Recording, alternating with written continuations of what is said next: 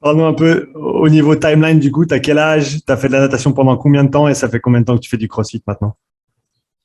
Au niveau timeline, moi j'ai 28 ans, donc j'ai 28 ans le mois dernier, hein, en mai. Euh, j'ai fait de la natation grosso modo, de mes 10 ans, enfin un peu avant, de mes 9-10 ans à mes 18 ans. Mhm. Avant, je pense, j'ai fait comme beaucoup d'enfants, j'ai fait du judo parce que mes parents sont issus de ce milieu-là. Ma petite sœur aussi en équipe de France à l'INSEP et tout, donc on est à la base issus de ce milieu-là. Euh, donc j'ai fait de la natation pendant 8-10 ans. Ensuite, je suis rentré, j'ai complètement arrêté, pas, enfin, en club en tout cas, et à un niveau compétition, j'ai complètement arrêté pour rentrer chez les pompiers, chez les marins-pompiers de Marseille, où j'ai passé 6 ans. Et là, c'est là que j'ai fait d'abord beaucoup de muscu là-bas. Et après j'ai découvert le CrossFit. C'est un pote qui m'a dit un jour, bah écoute, là, je viens de découvrir le CrossFit, c'est cool, il y a une box qui est pas loin. Si on y allait tester, j'ai dit, bah allez, feu, hein. Et je suis arrivé dans cette box à CrossFit Vitrolles, c'est la box de mon meilleur pote maintenant, Pierre Roger, il s'appelle, et qui m'a détruit complètement. C'était le 16.4, le What des Open, c'était pendant les Open. Et je me suis dit, waouh. Pour la petite histoire, donc c'était 55 deadlift à 100, à 101, je crois. J'avais jamais fait de deadlift de ma vie non plus. Et je me suis dit, bah, vas-y, je fais le WOD en RX, enfin, je le teste, on verra bien, quoi. Et je suis arrivé, j'ai fait le WOD en RX, et le lendemain, j'étais sur l'ambulance 24 heures, et je conduisais l'ambulance, et j'ai passé les pires 24 heures de ma vie parce que je savais pas trop dans quelle position me mettre pour essayer que mes lombaires me fassent le moins mal possible. Donc voilà, j'ai galéré et je me suis dit, what, c'est quoi ce sport et tout? Et j'y suis retourné le lendemain et le lendemain et le lendemain jusqu'à maintenant, quoi. Donc du coup, voilà, j'ai passé 3 ans à m'entraîner en étant toujours pompier à Marseille. Ensuite, j'ai quitté le bataillon des marins-pompiers de Marseille. J'ai eu une reconversion militaire, enfin, reconversion professionnelle payée par la Défense. Donc, du coup, j'ai passé mon BPGEPS AF à Bordeaux, où j'ai coaché pendant 2 ans à CrossFit Louvre 2. Et c'est là que j'ai rencontré Alexandre Jolivet qui m'a dit, écoute, je pense que clairement, tu as les capacités d'aller au CrossFit Games un jour dans ta vie. Donc, si ça te dit, je te coach et puis on va voir ce que ça peut donner, quoi. Donc, suite à ça, j'ai été coaché par Alex pendant 2 ans. Donc, pendant ces 2 ans qui se sont passés, j'ai récupéré une box, ouais, à Bordeaux. Et enfin, j'ai coaché dans une autre box à Bordeaux. Et voilà, après, je me suis séparé d'Alex en tant que coach et je me suis mis à faire la programmation avec un pote qui s'appelle Denis Dubois, du coup, donc HFS Performance maintenant, qui est notre programmation. Et donc, on a commencé à programmer ensemble, à s'entraîner ensemble, etc., etc. Et ça a grave bien fonctionné. J'ai grave progressé, peut-être en diminuant un petit peu le volume de squat parce qu'il y avait un énorme volume avec Alex et que je pense que je supportais pas, je progressais plus. Et juste de diminuer un petit peu ce volume-là, ça m'a fait grave progresser sur mes barres, grave progresser dans le CrossFit en général. Et du coup, bah voilà, on a bien progressé dans la programmation. Et puis un jour, j'ai un pote qui m'a dit, putain, Guillaume, j'ai un local, je loue un local, si tu veux, il est trop grand pour moi. Est-ce que tu veux faire une box? Puis on s'est regardé avec Denis, on a dit, bon, vas-y, let's go, quoi. Et du coup, on a ouvert la box HFS CrossFit à Bordeaux. Voilà. Donc, tu parlais d'avoir réduit ton volume de squat pour progresser.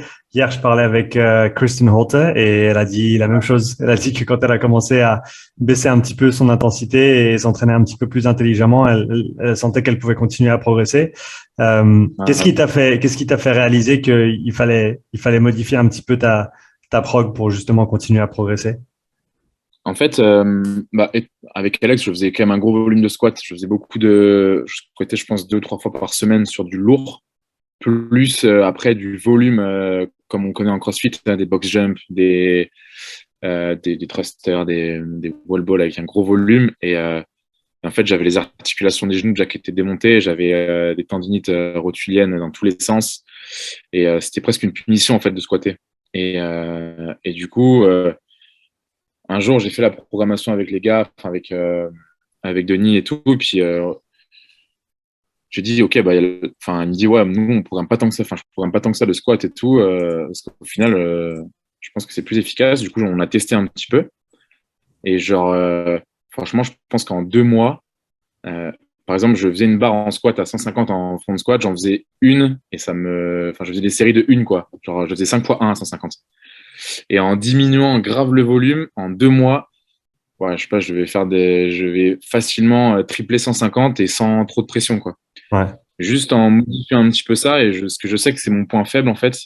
Et, euh, et en fait, taper sur son point faible, je pense que ça n'a pas vraiment de sens.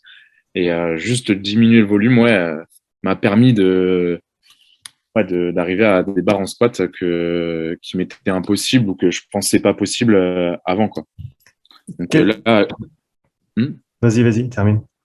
du coup, je suis passé de quasiment 3 sessions de squat plus les WOD à j'en fais allez, 2 fois par semaine. Je fais une session de back squat, une session de front squat et plus après toute l'haltéro, hein, mais je veux dire, et puis je me mets pas des charges lourdes tout le temps, quoi.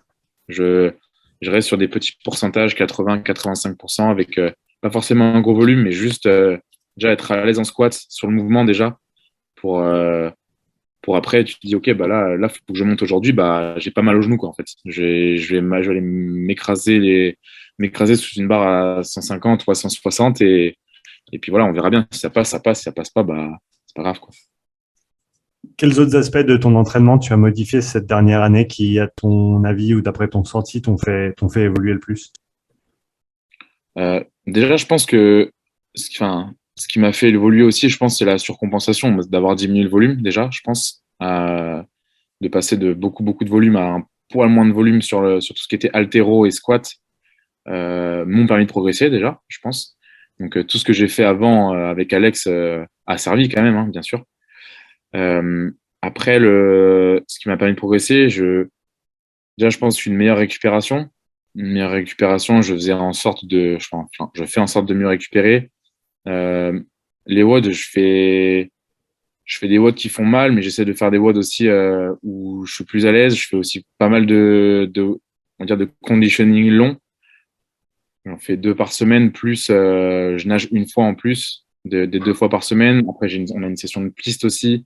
Je pense que c'est un tout global d'une programmation pas mieux structurée, mais structurée différemment qui me correspond mieux, plus que ça. Et puis même, enfin, je travaille moins qu'avant aussi, donc j'ai moins, enfin, comme je dis, j'ai plus de récupération et je peux plus étaler comme j'ai envie d'étaler, quoi. Mhm. Donc je pense que c'est un peu tout ça qui fait que j'ai réussi à mieux me sentir. Et puis même la programmation avec Denis, l'état d'esprit qu'on a et tout est complètement différent. Enfin, c'est pas qu'on se prend pas la tête, mais c'est clair. Voilà, il y a pas de pression pour personne. Et puis je pense que c'est ce qui fait que ça avance bien aussi, quoi.